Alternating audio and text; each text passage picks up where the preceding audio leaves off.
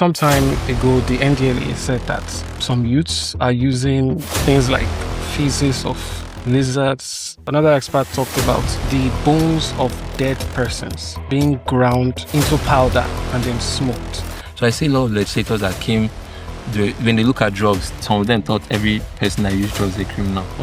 But after that, they now understand, okay, if somebody's dad is using drugs, there are genetic factors that can make the person use drugs. I started the use of drug about the age of 11 years. Can an average person afford a drug abuse or a drug problem? Have you eaten? Have you paid your light bill? How do you have time or the money to spare for that? There are some people that in their village, their culture, it is cannabis sativa they grow, or popularly known as Igbo. That's what they grow. They grow up, his father farmed weed, the mother farmed weed. You grow up watching them farm weed. So how do you not tell that person that the weed that paid their school fees, the weed that they sold to this thing is now bad? Culture plays a role. I've been in meetings where legislators will tell me, off all the camera. Kenneth Anetor is the lead consultant at the National Assembly's Drug Abuse Committee. In his role as the executive director of a New Thing International Foundation, he's led programs focused on drug abuse prevention, mental health, and youth development. On this episode, we take a deep dive into Nigeria's drug reality. Hello, welcome to the Beyond Addiction podcast. I am Amadin Ogbewe, your host. And let's start with some numbers. 3.4%. That is the percentage of people who are suffering from drug use related problems and getting treatment in the whole of Africa. Now, for the other 96.6%, your guess is as good as mine. And that's why we say drug abuse and addiction is a major problem. And it might be more multifaceted than you think. It might start out as a public health issue, and then it becomes an education issue, then becomes a security issue or an economic issue. So that's why we're here this season to focus on the problems and emphasize the solutions, offer help, assistance, empathy, and much more. We have a lot in store for you this season. And my co-host will be one of the frontline warriors, so to speak, in the fight against drug abuse. I'm talking about the executive director of Vanguard Against Drug Abuse, Dr. Hope Omeiza. And of course, our guest for today is the ever-flying active Kenneth Anetor. Is the founder of a New Thing International Foundation. Welcome. As Pastor Kenneth, as Dr. Hope will call you. How are you doing today? It's a pleasure to be here. Thanks Thank for you coming. for the opportunity. All right, so let's go straight into it. You have over 10 years or more or less, thereabouts, experience when it comes to fighting drug abuse. And we want to know about the progress thus far. I'll let you in on some of the reports we get. Some time ago, the NDLA said that some youths are using things like feces of lizards. They are inhaling Unconventional substances. very unconventional, very wild things. Another expert talked about the bones of dead persons being ground into powder and then smoked. When we hear things like that, it makes us worry and we wonder, is progress being made? If at every step in time, there seems to be innovation coming from the negative side to expand this problem. So in your experience, is there progress being made? First of all, I would like to thank the management, the organizers of this program. It's a nice initiative, and you guys have a very beautiful studio and outfit. Thank you very much. I'd like to greet Dr. Hope Omeiza. Always Pastor a pleasure to have a distinguished fellow like this. Thank you. To sit beside you, sir. Thank you. So addressing the challenge of substance abuse, as we know, substance abuse is a multifaceted challenge in Nigeria. And one of the things I'll take away from your question first, because the media have a key role to play, that you said fight. In the words of the former EFCC chairman, when you fight corruption, it fights back. Indeed. Or when we address it systematically, we begin to carve solutions to reduce it to the best minimum. So it's not a fight. So it's not a fight, because we are fighting it. It's a fighting fight back. So when you address it, it's not fighting it back. No. It's not fighting back. We're seeing the way we can have steady progress to decline the situation. Okay. So when we look at the challenge of substance abuse, it's a multifaceted challenge, and it has to have a multifaceted response. involving multiple stakeholders. In fact, there's a whole value chain of stakeholders that will be involved in addressing the challenge. When we talk about the stakeholders, let's start with the media. The media has the mandate of informing the mindset of a generation. So the media has the responsibility to put out the right type of information. I'm not talking about scare tactics. I'm not talking about dehumanizing. I'm not talking about sensationalizing news concerning substance abuse so that people just run to the newspaper, want to read this. But we're talking about narrative that can let people feel that, okay, this is not a criminal justice problem. This is a public health challenge. Because substance abuse, there are so many risk factors that can lead someone to start using substances. But can you really take away the criminal justice aspect? So there are statistics that have shown that it's not everybody that uses drugs that's a criminal. There are studies that have But those sharing the drugs, those giving it out, selling it. So that's why I said it's a multifaceted challenge. Okay. Now, before we even start talking about whether those using drugs are criminal, what is now a drug? Let's start from what is a drug. I believe that's where we should start discussion from to lay a foundation. All right. What is a drug? A drug is any substance, whether man-made or naturally occurring, that once taken changes the normal behavior of the body and the mind. So now, it now opens a wide spectrum of what drugs are. So they have legal and illegal drugs. Of course, you know that. Yeah. So when we now start looking at these drugs, we have those that are taking prescription drugs. We have those that are taking legal drugs. We have those that are taking even the alcohol. So is it everywhere that drinks it's not everywhere that drinks there's a criminal. So now we're not understand what a drug is. We're not start talking about drug abuse. What is drug abuse? 3 things. Using a drug without a doctor's prescription, taking a drug different from when the doctor prescribes it. And the third one, using a drug that is not legal in the territory or the region that the person is using it. From this definition on its own, a lot of people that are watching, maybe you're watching on TV, doctor told you that you said you have a headache, which could have been a symptom of a situation that is going on in your body. But now that headache, you now said, okay, there's Panadol. You went and took that Panadol. Meanwhile, you have not eaten from morning to evening. The headache will not stop because of the Panadol. But if you eat food, the headache will stop. So you have started abusing drugs. You should stop abusing drugs. Or because my brother here has a podcast and he's saying, I'll be busy. I have a small cough and I'm meant to take a syrup. I'm meant to take 1 spoon in the morning, 1 spoon in the afternoon, 1 in the evening. But he'll be on air during the afternoon time. Yeah. And it might last till evening. So maybe someone now decides that let me just take the 3 spoons in the morning. So that's already abusing the substance. So, I didn't do that, by the way. You didn't do that, by the way. You didn't do that, by the way. No allegation. So now, when we start looking at how easy it is for someone to fall in that category of abusing drugs, we're now starting to understand that it's not a criminal justice problem. It's not the barons, it's not that. But there are people that profit from the sale of this substance. There are people that profit from the destruction of lives. So those are the people that we cannot say those are the criminals at the end of it. No disputing the fact that other people might use drugs to advance some of their interests. Yes. So Nigeria has been doing a lot to address this situation. When we look at addressing the situation, I'm opportunity to work with the National Assembly. I work with the committees on drugs and narcotics in the House and in the Senate, where I'm just coming from even right now. I also sit on the Presidential Special Committee for Elimination of Social Vices in Secondary and Tertiary Institutions, of which a lot of initiatives are coming up to address these issues. Different interventions. Media has the part of informing people. We have those that are working in prevention, going to some of the secondary schools and primary schools to arrange sensitization program.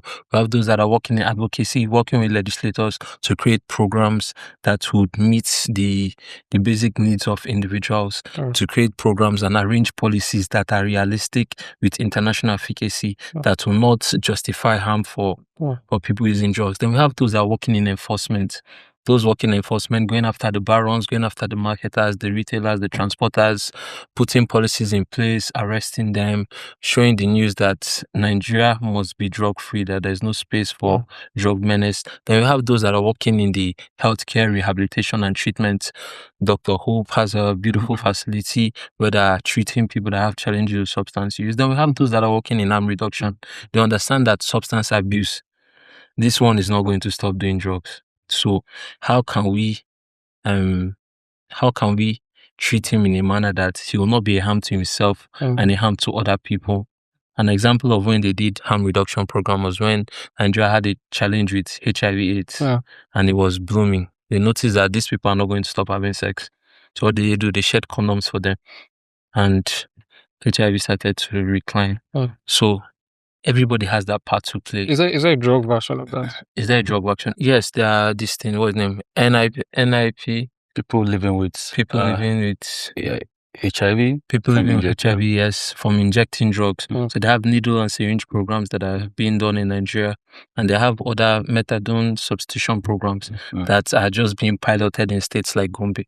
So Nigeria is addressing the situation, but the truth of the matter is that to address the situation of substance abuse, we must invest in prevention because the cost of treatment for substance use challenge is enormous. We're looking at I'm sure doctor can tell us more about that. But as someone looking from the national exam, from the policy part, I understand that between a Nuendo study that was done in 2021, it showed that Nigeria had about an average of 88 treatment centers in Nigeria, of which the average treatment center has about 20 beds.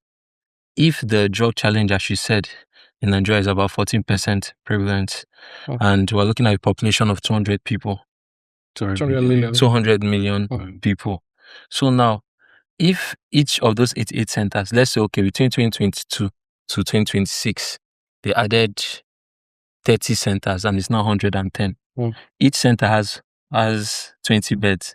Let's say, okay, each center has 100 beds, of which you know what it means to have a hospital that has 100 beds.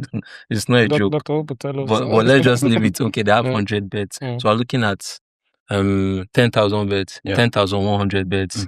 It still won't be enough to address the substance abuse challenge in Nigeria.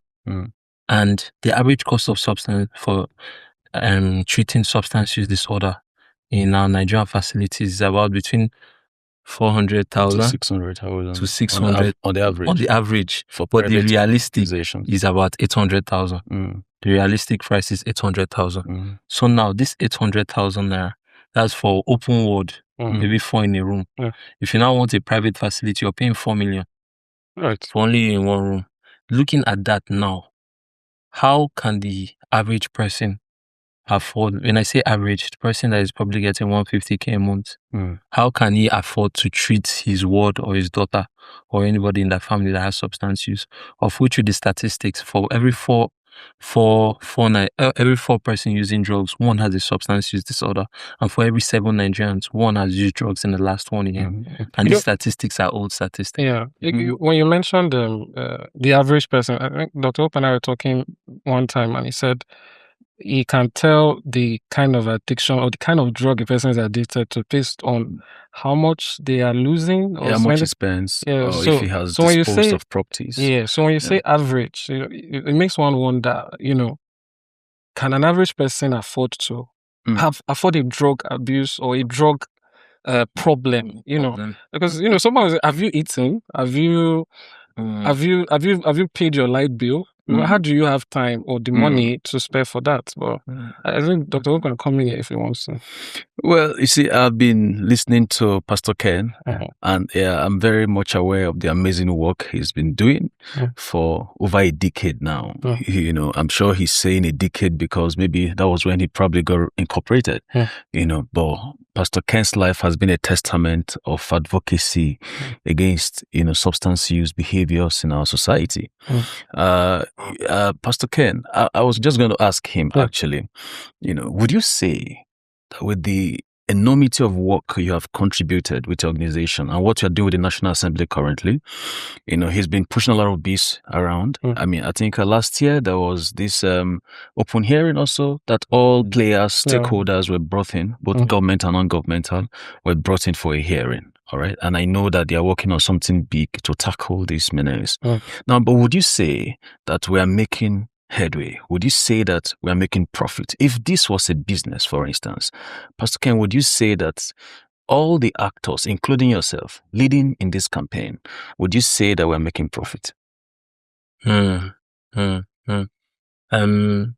So what I'll describe is that Nigeria operates in its political cycle, like other African nations, in which every 4 years we recycle the policymakers. So it's like a circle of informing, educating, then beginning to push new narratives. In terms of some narratives, there's some progress. I also serve as the national vice chairman for the Advocates Against Alcohol Harm in Nigeria. For the past 4 years, we have been working on the national alcohol policy for Nigeria, of which last year we finally got that one. So that one, in terms of alcohol, Nigeria now has a national alcohol policy. But there was 1 or 2 things that happened with what, I'm not going to technicalities, but we have a working document of which the document did not meet some standards that they wanted, but it's a first and it's a platform of which National Assembly is taking it to another level. As I speak now, a draft national alcohol bill, alcohol control bill, has been presented on the House floor. Okay, Pastor Ken, you said that we recycle our lawmakers every 4 years. Yes. Would you think that is a blessing or a curse in the campaign against drug abuse regarding the policies that you have been laboring assiduously, yourself and your team and many other organizations you've brought together? Now, do you think that is helping the system? What challenges are this posing? So there are 2 ways to look at it. Sometimes it's more of a blessing because your work as someone that works in legislative advocacy is, no matter what happens, you have to push the narrative, convince the policymakers that this is the way to go. And that's why you're trained to do that. That's why you take those classes. That's why you network with them. That's why you invest so much in being able to be the one that, if someone wants to change the narrative in the National Assembly, they come to you. So in terms of that, there are some legislators that are not open to some issues. You have to invest on them to open their mind. After investing a while, you start to push it. But it's a continuous process, and there's some that just come. They already know the issue. When you say invest, what do you mean? So we do different type of capacity trainings. And doing a capacity development program for a legislator it's not like doing it for anybody here. Because if they're inside National Assembly, they're calling them for like 500 meetings. So you're taking him out of National Assembly, taking him to a place where he can be serene, where he won't take phone calls. Sometimes you might even say, sir, we need to keep your phones on silent, or just so that you can put that knowledge inside them. After you build up the capacities, they come back informed. So I see a lot of legislators that came, when they look at drugs, some of them thought every person that used drugs is a criminal. Well, after that, they now understand, okay, if somebody's dad is using drugs, there are genetic factors that can make the person use drugs. Culture plays a role. I've been in meetings where legislators will tell me, off all the camera. They will ask questions, and you answer that questions, and you see them, their face will change. Say, okay, that was wrong. Nice. So the offing of the camera is to hide their... No, it's not to hide that. It's just to off the camera. The offing of the camera is to off the camera. Okay, now, Pastor Ken, Ken. They can be comfortable to ask. I see. Okay. Now, Pastor Ken, you see, in 2018, I had worked with a similar committee on narcotics at the House Committee. My challenge is the fact that if you invest so much in knowledge and resources, you mentioned how difficult it is to pull out a legislator to engage the person in capacity training in this regard. Now, if you do that, and by the time, because your policies have to go through processes, before they're eventually assented to and passed, as a document that can be implemented. Now, if along the line, these processes are ongoing and you have to change legislation, because you mentioned that the fact that Nigeria changes these people within a 4-year cycle, so I'm finding it difficult to understand how this is a blessing to someone like you who work extensively at the policy formulation network. Yeah. Right. So how is this a blessing? Because you would have invested and the person is leaving the next month and he has not finished the process. So yes. Politicians come and go, but we are the constant. We remain we are the National Assembly. We are the bar. So they take the document to where they can take it to.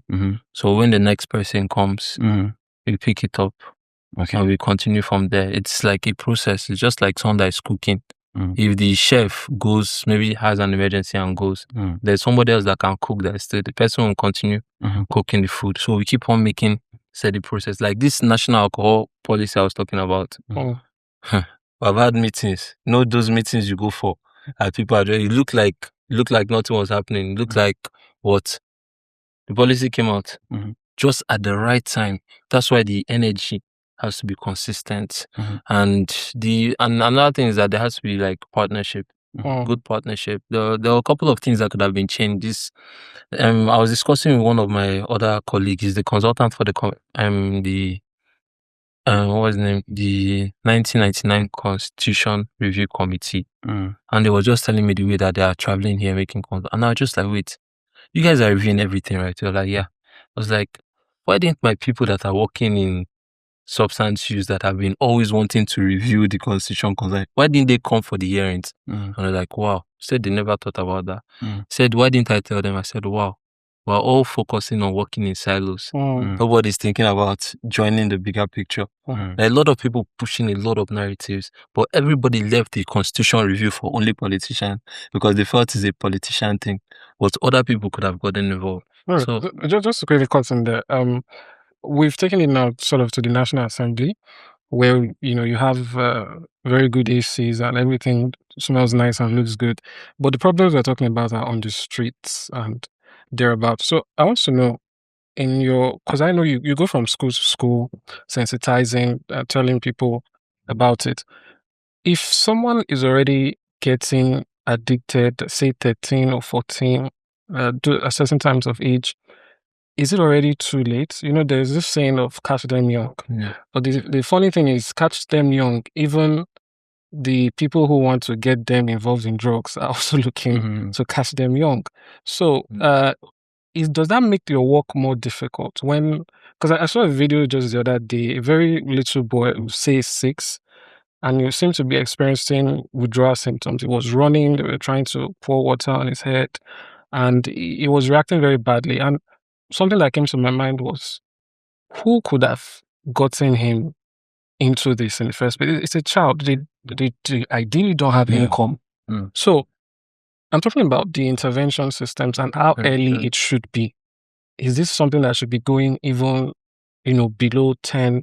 Or is it fine to catch them around that secondary youth, young teen age, so preteen? The truth of the matter is that as of December, I think December 8th, the Ministry of Education gathered stakeholders, including the National Drug Law Enforcement Agency, different stakeholders to work on policies that will drive substance abuse education into the school curriculum, starting from primary school. Because there are statistics that show that if a person does not use drugs between 13 to 25, person is less likely to develop an addictive behavior.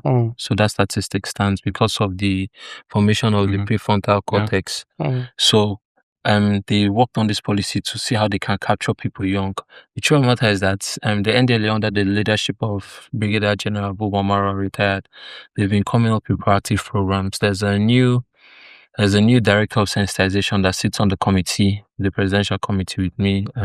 He's a fantastic person, and he has been driving a lot of sensitization programs in different areas, but we need more. And that's why we're here. This is not just a podcast. To me, this is like a clarion call. Wherever you're watching, whether you're listening to, whether in the car, whether you're watching on your phone, even on your TV or on your laptop, this is like a clarion call to let you know that the field is open for anybody that wants to come to address the challenge. When our organization started a couple of years ago, over a decade ago, we were in a room and they showed the whole SDG goals, and they said that the whole world has put up resources for people that want to tackle the biggest challenges of the world. So Are you going to rise to the table to come and tackle this challenge? Are you going to tap into the resources that the world has kept for you? I want to let you know that on this table, with distinguished Dr. Hope, with our host here and the people behind the scene, there's still spaces for more people to join here and for you to be on the big screen. So will you rise? Did you hear? Anyway, okay, Kenneth, that was a rousing clarion call. I think for people to join, they might need to have a clearer picture of what's going on. I'd like you to tell us about a time that's, in your experience, 10 years is a long time. Something you experienced in this, okay, you said I shouldn't call it fight, your advocacy, so to speak, where you either felt like you wanted to give up or you felt reinvigorated to move because a story touched your heart that you witnessed personally. Okay, I'm going to work on a way that I won't be too spiritual. How I do it. There's someone that my plan was to talk to people on danger of drug abuse. Okay. But I pray. I happen to be someone that prays a lot. So when I started this advocacy, there was one of my friends. We went to high school together. His dad was a very serious politician, the chairman of a political party, prominent political party when we were growing up. And he was like, "Yo, you're our guy. I see these things you're doing, man. Like, are you really serious about it?" I'm like, "Yeah, I'm serious about this, that this thing is dangerous." And I was okay. Said him, he has a challenge. There's nobody he can talk to, but he knows me, so he can talk to me. I said, okay. Like, he wants to stop, but he needs help. I said, okay. And well, there are different ways because the spiritual and the physical are two sides of the same coin. So we can address things physically, address things spiritually. So I said, I'm not so vast in physical things, but I have a level of knowledge in spiritual matters because I've been mentored. So I said, okay, I could tell you a couple of things that I've been mentored on how I was mentored. So we started a journey, put each other on a regiment, fasting, prayers, and study. And after a while, those appetites that he had, they calmed down. After I calmed down, he was like, yo, he's no more doing these things. Like, okay. He said he wants to take the thing more serious. And he continued his prayer life. The guy is a pastor now. Like, he was working in an oil company, doing this. Before you know it, they're already established. He just switched up. And sometimes I just watch some of the things he's doing because he's doing a lot now. And I just like, wow. So, like, I didn't have the full scope of this whole thing, but I just made myself available to do it and see somebody. And I told you, I've been in places where we're opportune to have programs in some remote states in this country, and you see people that are genuinely curious because a lot of people are abusing drugs and they don't even know they're abusing. There was a state we went to, and there was a politician, an honorable member, and as I told you, we're talking day 1, day 2, day 3. He just stood up, said we should off all the camera. He wants to ask questions. We offed all the camera. He said that there's a traditional practice that they have in that place. In that practice, they have young men that come out for the program. Young men of 3 to 16. All of them will be there during the program. There's meat. They have this palm wine, this uncle strong wine. All of them will drink it. They'll start to dance. They'll start to for like days. So he asked me, is that drug abuse? So after the specialist, we had a psychologist, we had a pharmacist, had a couple of, they now answered the question. So now you saw the look on his face was like, okay, this was indoctrination, and this thing. Now told us thank you very much for the information, and he sat down. Can continue doing programs like that. So sometimes you are opportune to see genuine change, genuine people receiving authentic information that makes them make life decisions from there. And also, So does it always end positively?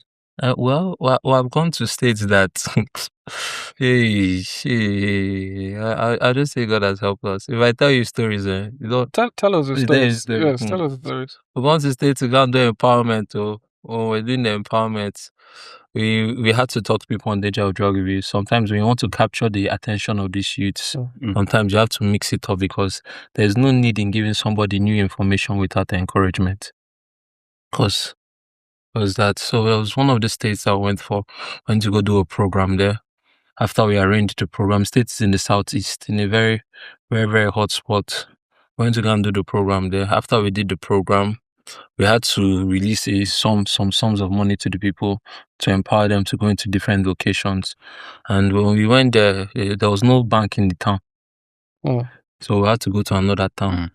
So that was that town that we had to go to. We had to, and because of the sum of money we were carrying, we had to engage a private security firm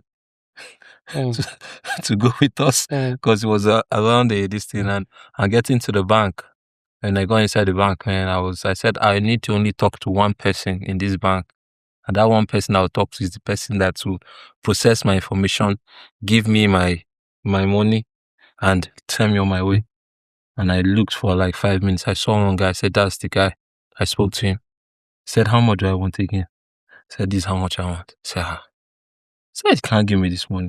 I said, why? He said, the last person they gave this money, they robbed him in front of the bank. I said, what are you telling me? So why are you telling me that? I said, he can't give me the money. That I should not take the money. That I should just... I said, why are you telling me to forget my money? And he was like, yeah, I should just do it like that. And I'm like, yo. So give me this thing right now. You weren't scared? The banker he was scared. I was not scared. Now I'm doing what I'm meant to do. I can't be scared. You can't be scared with the microphone. You can say it as long as this is your platform. You can do anything you want to do on your platform. You'll not be scared because this is your work. I was not scared now. After arguing, the guy said, okay. He just left me. I was there. One guy just came and tapped me and my colleague. Just took us to one room. Go to the room, was like a toilet. They had a counter like this. He just brought out the money. They just stacked it like this. He explained the money for us. After I explained it for us, I said, do you understand? I said, I understand. He just went, there's another door. He just went to and closed the door. Just went out and closed the door from the other side. As he closed the door from the other side, I looked at my colleague like, what just happened? We just started packing everything. After packing the whole thing, we put them in bags. Then the car had already coming, entered back inside the road, and we just on tent, driving back to the venue. And by that time we had finished, we had like a residential program with a couple of youths. I'd spoken to them, their minds were changed. I wanted to put them on their business tracks. And on our way there, we saw multiple checkpoints. Well, every checkpoint was just like, your heart is like, because we know how good the Nigerian police are. Yeah, they're really guarding the road very well. So I was having multiple checkpoints, and I just meeting, greeting, explaining why you. But you got it there. Yeah, we got it there. So it was quite an experience. The funny thing is, I was back in that a couple of years later. That same space became one of the hottest zones in that southeast area for those type of insurgency and other activities. And I was sent there again February to go and do the same program, but on a bigger scale. And this time it was not even like when it was in the heart of it. But one thing about this thing is that duty is duty. So is it that when you're doing your work, you're only encountering people who are curious? You're not actually meeting the people that use it. Yeah, what word do you use? So now the work that I do, my main work is sensitization, advocacy, and referrals. That's why me and Doctor are close. Anytime I have someone that has a particular challenge in terms of treatment, and I notice that even if I put the person on a prayer regimen, the spiritual and the physical are two sides of the same coin. That some people, depending on their level of substance use and how deep their distant substance use disorder has progressed, I know that, okay, as much as we've done this part, it's time to do this part. I'd really like to get Dr. Hope's take here. He has mentioned the religious part a bit, and you're the more purely scientific aspect. Is there space for that at all in rehabilitation? Absolutely. You see, spirituality is a treatment program. Okay, and it cuts across every discipline in medicine. All right. And I would always say that the field that spirituality plays the most role is in mental health, right? Which drug addiction falls under. Now, even in our facilities, okay, we have a spiritual-based program. But like you said, your spiritual recovery depends on several factors, for instance, several factors. Permit me not to go into all of that now. So, which is why you have to combine, these disciplinary measures. Okay? You don't think you can ever take away from it? What I mean is, if someone is on a regiment, is it ever possible that the religious aspect takes them away from it? It's possible. What I mean is, we hear some religious pastors say, stop taking your medications. Yes, we can cure you with the word. Yeah, you see, it's fine. I mean, everybody's opinion is fine, but look at it. Our spiritual fathers in the Christendom, for instance, that the Ogbewe, the Redeemed Church, they do have a rehab center in Lagos. I'm also aware several times that the Oyedepo, send people to rehabs. All right. Now, we even in my facility have individuals whose fees are being paid for by churches and even pastors. Okay. Now, of course, we have organizations too who sponsor treatments of individuals suffering addiction in our facilities. Now, to quickly pick on some of the things Pastor Ken mentioned on, the issue of community-based program is beginning to be at the front burner of challenging this menace. And like he said earlier, it's not a fight. And I still have a problem with saying, the war against drug abuse. It's not a war. If someone suffers, for instance, hypertension, do you fight the person? Do you declare a war against the person? Now, we have always advised, and we are happy that, like he said, we do have a sound head in the NDLA, the agency with the statutory role to curb drug menace. Now, there have been a lot of innovations that the Bomara has brought into that agency, which is where we now see less criminalization and punitive measures for people who suffer drug addiction. NDLA have rehab centers in some of their commands, and he's aware also that there are foundation laying and projects at different level for rehab centers, even though we are still advocating that there should be more, for NDLA and even outside the NDLA agency. Now, that being said, the system needs to understand that it is multidisciplinary, which is where the works he is doing in policy comes in. The right policies must be put in place. Now, the amount of experts that we require to carry out treatment programs, recovery programs for individuals who suffer addiction must also be invested in. The facilities must be available. Sometimes we just pick a policy somewhere, pass them, but we don't bother about implementation. We need to go back. Are they being implemented? Do we have what it takes to implement these policies? Right. Now, so if we must move on again, I asked the question earlier, do we say that we are making profit? Now, profit for a business person, profit is I have invested 100,000 naira.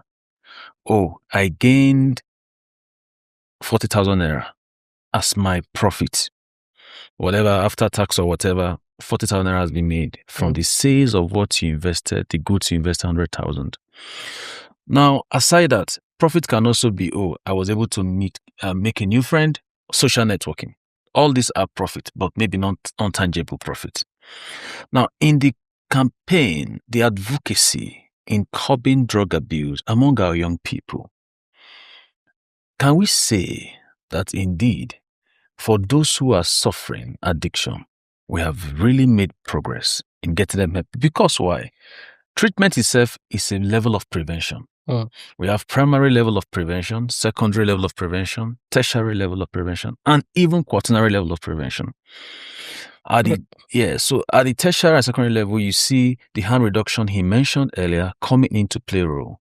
Then the treatment coming into play role. Then the awareness we are creating, sensitization. Because again, these are two different things. Sensitization and awareness are two different things.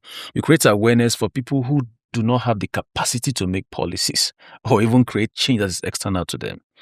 Now, but when you bring in legislators like he's doing, you bring them and are able to talk to them, you are sensitizing them because they have the capacity to change the policies that you need to work with. Sorry to cousin there, Doctor.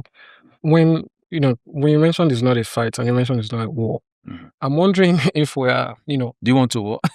No, I mean, I would understand a warish mindset for the persons responsible. So, if you find somebody who is addicted, obviously you shouldn't treat that person like a criminal if you really are there for their best interest.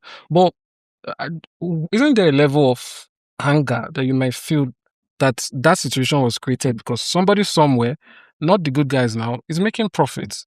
At a point in time, there were reports that Nigeria is more like a gateway location. A transit location. Yes, it's not just that the drugs are coming in here. They have found that it's easy to take the drugs from Nigeria to their final destination. So they funnel it through here. So when you say there's no war, what about those people? The ones who are making addiction possible? Yes. Shouldn't there be a war against them? Yes. So the war we are advocating to be modified is not to the individuals who take profit or make profit from destroying other people's lives. For whatever it is, there should be war, there should be fight. In fact, there should be a Armageddon war, any kind of war on those who take profit from selling these substances. And like you mentioned, which Pastor Ken understands clearly too, Nigeria is not just a transit country now. I'm sure he will tell us more. It's also a consuming country and even a manufacturing country. All right. So, Pastor Ken, before we move on, would you say that the current gaps we are having in control, because you mentioned the great work that NDLA is doing, and you know that for supply reduction, the NDLA are well militarized for this. You and I cannot do supply reduction. No, we can't do it. Right? We can't go after the bad guys. We can't climb into the forest. We can't handle rifles, right? They'll fight back. Right. So now, would you say, that it's becoming a security challenge? Because we've seen in some of the hideouts, the media have shown us some of the hideouts of bandits and the rest. We see packs of tramadol and all of that.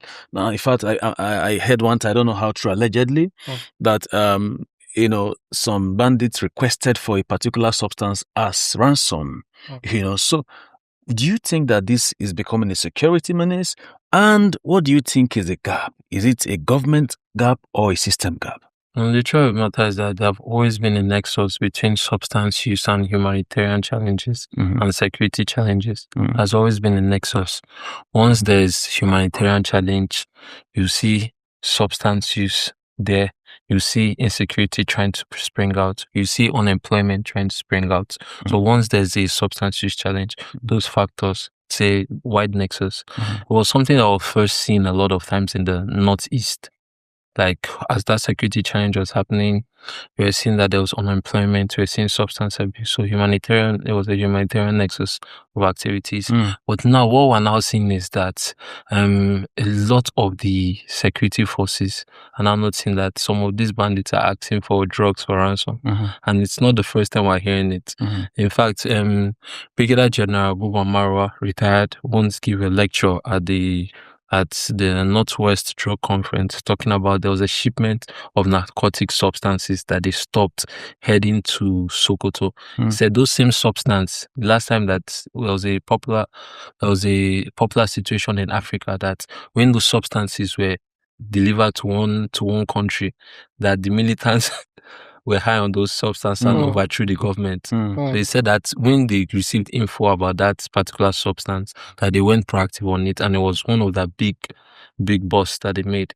So the truth of the matter is that this is a developing challenge.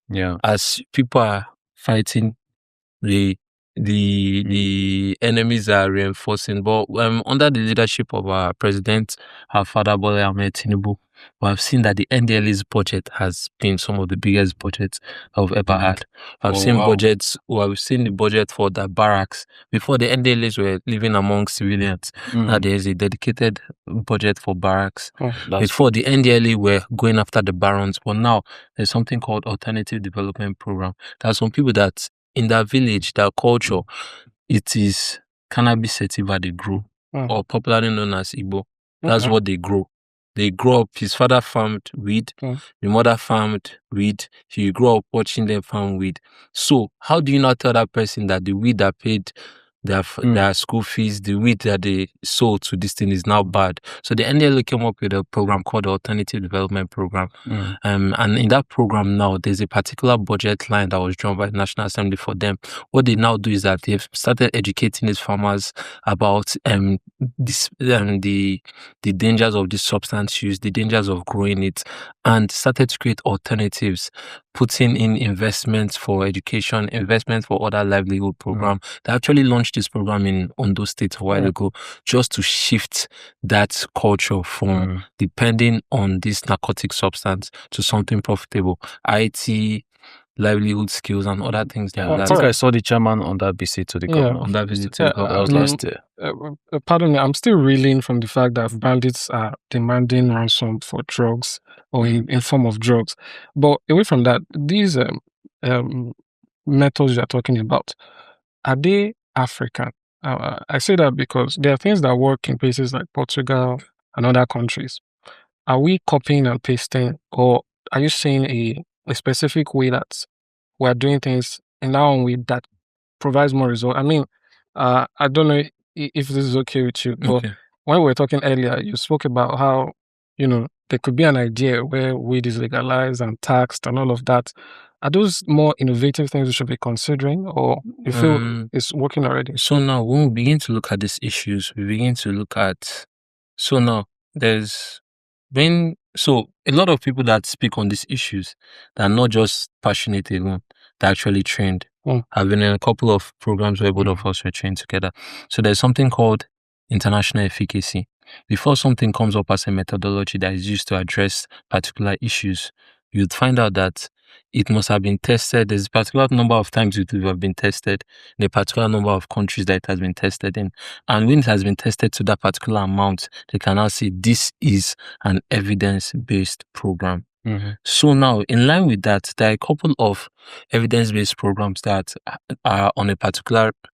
There's evidence-based programs that are for demographics, people using a particular substance, people living in a particular type of area, people of a particular age. Like they now have like a list of them that can be plugged and played. Different demographic, different this and this.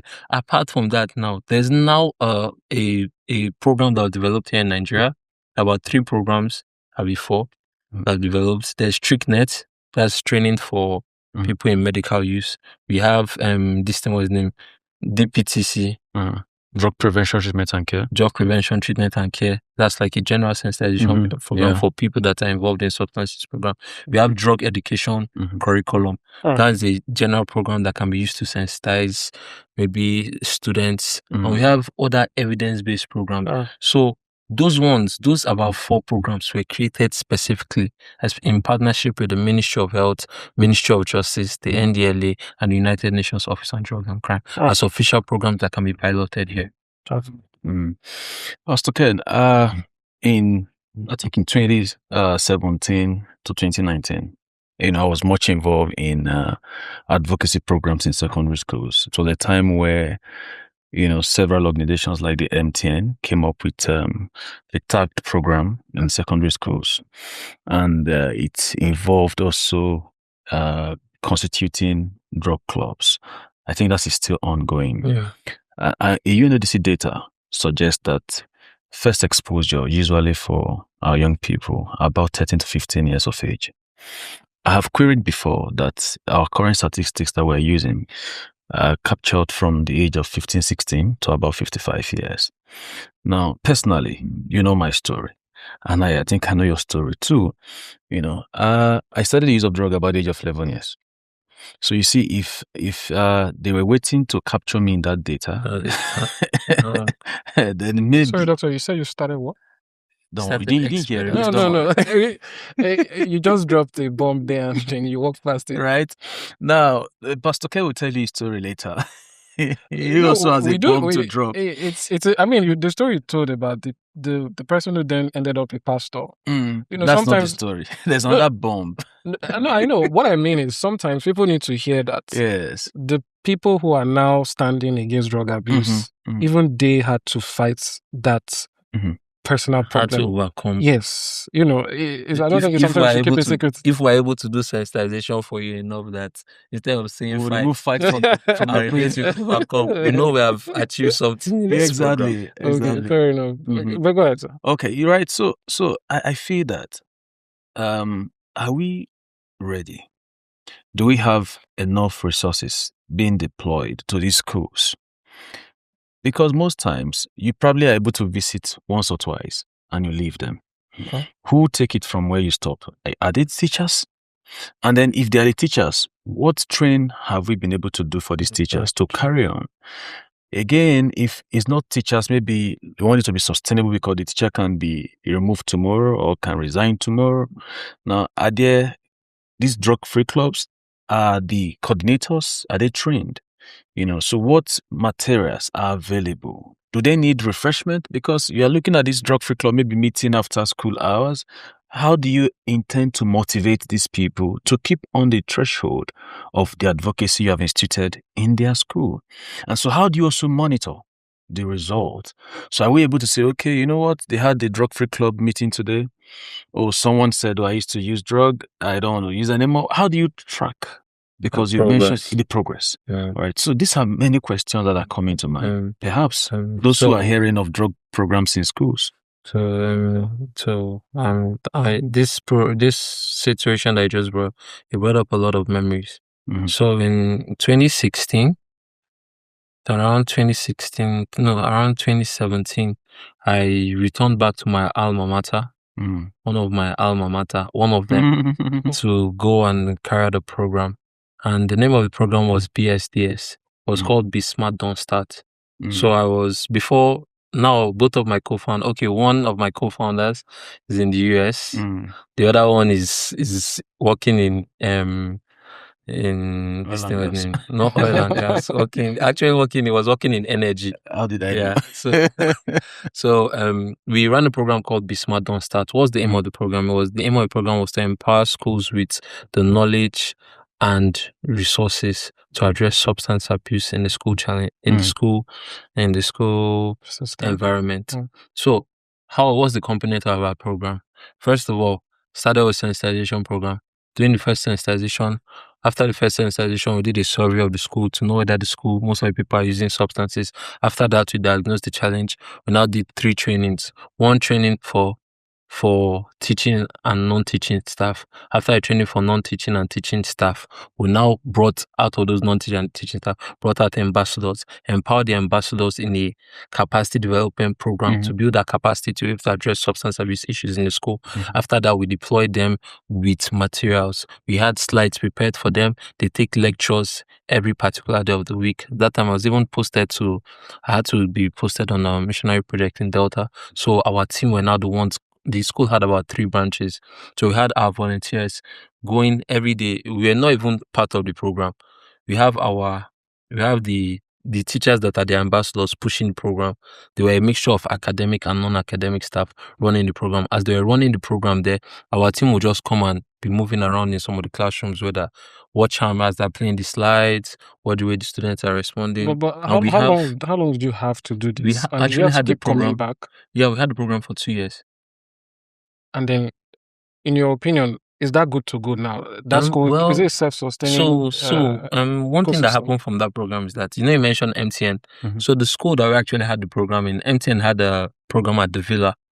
And they did the quiz competition for students across the country. And the school came out first. Yeah, we received the award from the vice president. So it now authenticated the program. So inside, when our volunteers would go there for the program, the volunteers had the reporting sheet to show. The teachers would fail, and the teachers were writing reports. But there were barriers to the program, which is important that we talk about. As long as we talk about success stories, talk about barriers. One, Nigeria, the teachers transfer rate. If you invest to train a teacher, the teacher can. If the teacher says not coming to work again, teacher would leave. But it showed that this is a system that if deployed the right way, it could go. Then another key thing that we had was that most schools did not have a drug policy. If anybody uses drugs, they just catch you, they suspend you, they expel you to where? To be a menace in another place. So this was now a way that we address substance use, created a policy. If this person is caught, he should be cancelled. There should be this person that comes. Did you say cancelled? No, cancelled. Like cancelled. Okay, yes. okay. I was shocked a bit there. Can't cancel this. Who is this guy? You want to fight? You want to cancel? He like war. No. I think you saying to sound this. No. Sometimes to do war against drug abuse. I mean, it's fine. It's well part of partners in progress, as they say. But it's passion. It's not. It's not just about fights. But when you're. It's the passion. Yes, it's the passion that's coming out of it. Yeah, but I'd like you to answer this now. If a young person is out there, they are caught in the web already. Yeah. What's one truth you want them to take away today? Substance use. I'd like you to know that substance use comes with a lot of challenges, and it's not a death sentence. There's light at the end of the tunnel. I had challenges with substance use growing up, and God helped me through it. A lot of people went to rehab, but I don't know how God, by His mercy, just put me through and He helped me come out of it. And one thing I know is that if I could come out of it and be here talking, like, see me now. See me Look now. at you See now. Karma in front of Look at you now. Look at me now. Yes. And I know that if God could have done it for me, God can do it for you because we are the apple of His eyes. He can use anybody. So substance is not a dead sentence. There's light at the end of the tunnel. And if you've not started, be smart, don't start, because substance use comes with risk. I don't mean to be controversial here. Say you are talking to an atheist. Or somebody who doesn't believe in God. Yeah. What do you tell them? So there's something called point of sober reflection. Okay. There's a point that you'll come to yourself. So most times when I talk to people that have challenges with substance use, what I pray is that God brings them to that point of coming to themselves. But I'm just saying, is there a way the advice comes in without perhaps the... Yeah, I just tell people what happened to me. Okay. And for between 2 to 3 minutes, they can come to themselves and make a decision that, I don't like this thing, or this is true, this thing don't make sense. And that's when you can start to walk towards the person's freedom. Because any change that will happen must be an internal change. You can't stop job. It's just looking at you. He knows what he's enjoying, he knows what he's feeling, he knows this thing. But if you get him to a point of sober reflection, he's not going to see that. Yeah, but my point is, if I actually give an advice to somebody who has malaria, because drug abuse, addiction, as we've talked about, is a chronic relapsing brain disease. Yes, so it's an actual disease. Yeah. Would you tell somebody, who has malaria, that he needs God? I'm not telling him that he needs God. Because that's what I'm trying to get now. I'm telling him what happened to me. Okay. I'm like, she's Dr. Ho, this thing, she has patients in his rehab center. She knows how he's treating them and he's making this thing. If one of the patients was there, he said, thank God for Dr. Hope. I entered the hospital, they started letting me know this, the treatment, and I came out clean. For me, that was not happened to me. Okay. My parents shift me off. I was there, I was thinking about my life. And God started to talk to me. And I made a decision that this thing doesn't make sense. So I have the liberty to tell someone what happened to me and let it be an example or a testimony, and the person can make a decision based on what I told him. And if the testimony, the story that I shared with the person touches the person the right way, even if it's for 3 minutes, the person can say, "Kai, person will reflect." Person say, "Okay, I'll try to do better." All we need is that 3 minutes of that clear mind. Yeah, Pastor Ken, you mentioned something repeatedly, which is light at the end of the tunnel. People are asking now, why must the light be at the end of the tunnel? What happens to the light coming now? Light coming out. Life is a journey. Yes. If person had been walking since, the light would have been now. Yes. So if he had been working since, like that been now, but because the person was facing another direction, and they are just choosing to turn like this right now, that's where it starts seeing the light there. So maybe they can begin to see the rays of light. No, if there's light at the end of the tunnel, you are already seeing the ray. No, maybe they are not. They are seeing the ray. So to start to see is why this podcast. And then you are a ray of hope to people who are currently suffering this now. You know, I said earlier that you are a testament of what advocacy against drug abuse is, really, right? So today we are telling people who are suffering addiction that you don't have to wait to the end of the tunnel to see light. There is light here already. There's light here. Pick from what we are saying. Stay on this podcast. Keep coming back to the pages, the YouTube channels to look at what we are saying, and then find yourself the light. And that they told this at the end of the tunnel. They should not wait for the end of this. They should not wait for the But can you give us a more methodological way to handle that? Say, I notice, sometimes I think probably you know more than me about this. People can be in denial about, but they know deep down that I'm not sure I can function without this thing. So they are watching now and they are waiting. What are the practical things I can do? I know I have this problem. What do I do? Yeah. Now, if you are giving Pastor Ken enough time, he will tell you the 5 C's of addiction. All right, which already establishes that someone who has an addiction has no control over that behavior. So you see, it's not about I want to stop this behavior. It's the fact that a behavior is beyond your capacity. You need help. You need beyond addiction. Yes. So exactly. Beyond addiction, like the post, like the podcast title. Now you see, if an individual, all right, has what we would later on as therapy programs, self-awareness, emotional literacy, because your thoughts produces how you feel, and then your feelings produces your behaviors, right? And these drugs we're talking about work on key areas of the brain, okay, that works on these pathways, producing behavior manifestation that we see. Now, so it's important, therefore, that if you have a behavior, e.g. drug abuse, because drug abuse is one behavior among other maladaptive behaviors that people have problems with. Now, so if you have that behavior, the first thing you must do is to seek help. Find somebody you know you can trust to at least speak to. In fact, watching this podcast might first of all steer your heart to seeking the help. Right? You now know that it is possible. Because some people have what you call learned helplessness. They have learned that this situation is helpless. They can't help themselves. And so they have given up on themselves. We have people who suffer addiction committing suicide or attempting suicide. Right? So that tells you that they are not happy with their situation. So as a matter of urgency, people must seek help. Maybe it's just a friend you can talk to. Right? That's one. Secondly, make yourself available to materials online that you can read about addiction. So which helps you understand what addiction is. Because some people are going through things they don't even understand. They don't understand. Nobody understands. So you can, as the way they go to internet to learn bad things, you can go to internet to learn about your addiction, the addiction you are suffering, right? And then, of course, move it from there. If you can seek physical therapists and all of that, believe in God if you serve God, or take practical steps to help you stay away from these substances. And also, watch Beyond Addiction podcast. Watch Beyond Addiction. So that you can go beyond the addiction. Fair enough. Thank you so much for Ken, for coming and sharing your thoughts on this. Hopefully we get to, do more of this.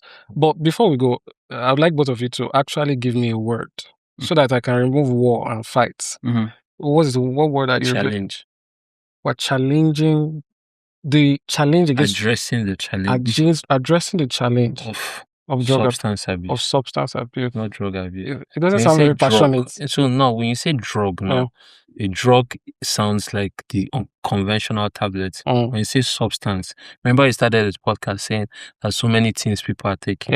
So those are plenty substances. Fair enough. Yes. So we're actively addressing the challenge of substance abuse. Not war, not fight. No war, because war can meet someone that. Thank you so much. Okay, that's how we round off this episode of Beyond Addiction. Do join us next time. But before then, while you've watched this, if you've liked what you've seen, if you've learned, if we've helped you in any way, do like, share, subscribe. See you next time.